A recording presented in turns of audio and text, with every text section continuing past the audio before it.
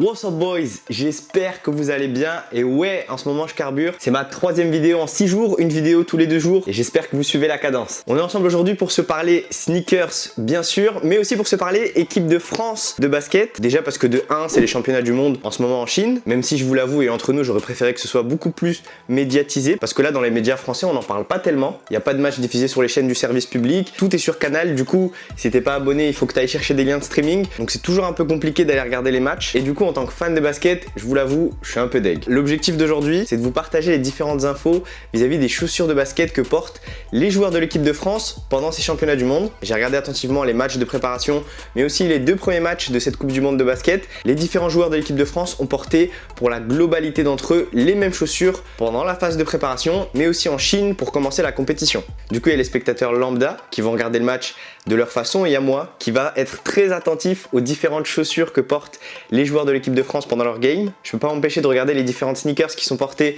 par les joueurs de l'équipe de France mais par tous les autres joueurs pendant ces championnats du monde. Déjà pour regarder un peu les tendances et les différentes chaussures qui sont le plus utilisées. D'ailleurs pour en revenir aux joueurs de l'équipe de France, j'aimerais un jour leur poser la question en leur disant pourquoi tu portes des Kobe et pas des KD, pourquoi tu portes des Jordan et pas des LeBron, pour voir un peu quel est leur choix et sur quoi ils se basent pour choisir leurs chaussures de basket. Ça se trouve c'est hyper simple et ça se fait juste par affinité, mais je pense que pour certains joueurs ça va beaucoup plus loin que ça.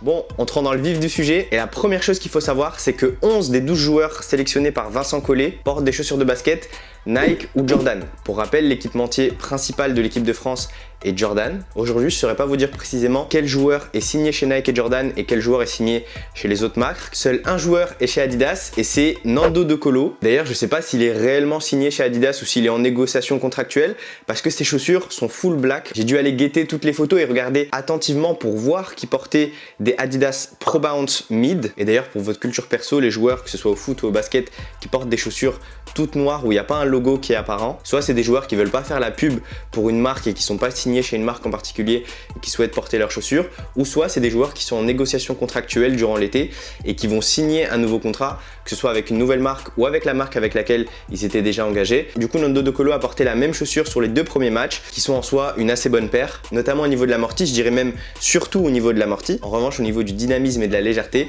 c'est pas la paire la plus performante du marché. Donc Nando, si tu m'écoutes, je te recommanderais bien une autre paire.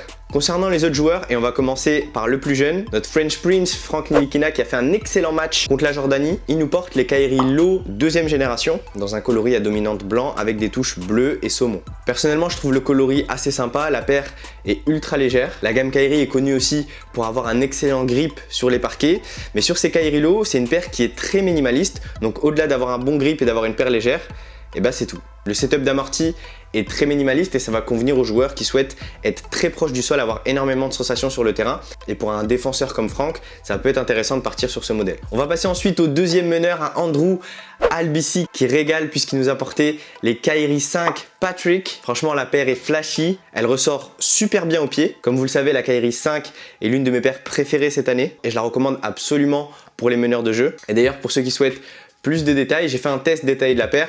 Je vous mets le lien juste ici. Ensuite, on a la team Kobe AD qui est composée de Axel Toupane et de Vincent Poirier qui portent tous deux la Kobe AD Exodus qui était la paire que portait le MVP en titre Giannis Antetokounmpo toute cette saison en NBA. Sur le premier match, Axel et Vincent étaient partis sur le même coloris à dominance de blanc avec du vert et du rouge. Ça avait clairement l'air d'être des paires custom. Et sur le 2e match, Axel Toupane est parti sur un coloris full rouge que je trouve archi stylé et qui rend extrêmement bien au pied. Concernant précisément le modèle des Kobe AD Exodus, ce qu'il faut savoir, c'est qu'à l'image de la gamme Kobe, c'est des chaussures qui sont faites pour les joueurs dynamiques, explosifs. La paire est très proche du sol. Si Giannis les a portés, ça m'étonne pas que Vincent Poirier puisse les porter aussi, même si c'est un joueur qui est assez lourd, puisque la paire procure un maintien de grande qualité. Pour vous donner un bref avis sur ces Kobe AD Exodus, moi personnellement je les trouve géniales d'un point de vue esthétique et aussi d'un point de vue maintien. En revanche, d'un point de vue durabilité, je trouvais la paire assez moyenne, donc pour les joueurs de l'équipe de France, pas de débat, ils peuvent avoir une nouvelle paire à chaque match. En revanche, pour un basketteur lambda, c'est un point à prendre en compte. Et pour ceux encore une fois qui souhaitent plus de détails, n'hésitez pas à aller checker mon test complet de la paire.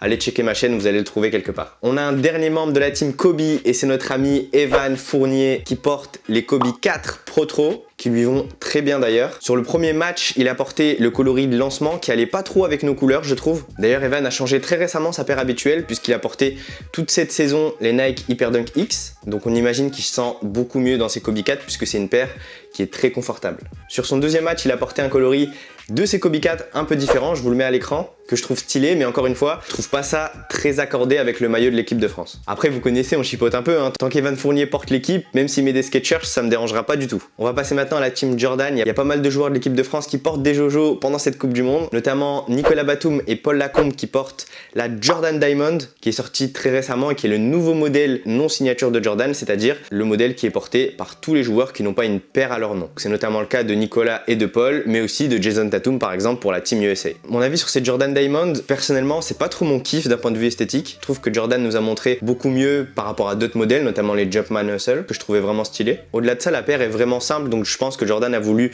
viser mainstream avec un prix avoisinant les 130 €, il me semble. Donc après, vous connaissez les goûts et les couleurs, ça se discute pas. Et dites-moi dans les commentaires ce que vous pensez de la Jordan Diamond. Est-ce que ça vous intéresserait que je fasse un test de cette chaussure? C'est toujours intéressant d'avoir votre avis, mais personnellement, c'est pas la paire que j'ai le plus appréciée cette année. Ensuite, toujours dans la team Jordan, on a Louis Laberry qui a porté les Jordan 33 Low. Excellent choix, je trouve que la paire est vraiment clean. Elle passe bien, personnellement je la trouve assez cool. Dans le coloris blanc qu'il a choisi, je trouve qu'elle est sympa. Je sais pas ce que vous en pensez, en plus, je trouve la paire assez discrète et efficace. Ça fait le job. On a notre gars Mathias Le Sort qui nous a sorti 2 paires sur les 2 premiers matchs. Sur le premier match, on a eu le droit à une Jordan 8 K54 qui est un classique. Moi personnellement, je la trouve hyper stylée. Alors c'est pas la paire la plus performante du marché, elle est lourde, l'amorti est vraiment bof, mais au pied ça rend vraiment bien. Dommage qu'on n'ait pas pu le voir jouer sur le premier match. En revanche, sur le deuxième, Mathias a porté des Jordan 6 dans un coloris qui est vraiment pas mal, je vous le mets à l'écran. Je sais pas ce que vous en pensez, dites-moi dans les commentaires ce que vous pensez des Jordan 6, même si aujourd'hui à l'image de la Jordan 8, c'est pas les paires les plus performantes du marché, mais je suis sûr qu'elles doivent avoir une valeur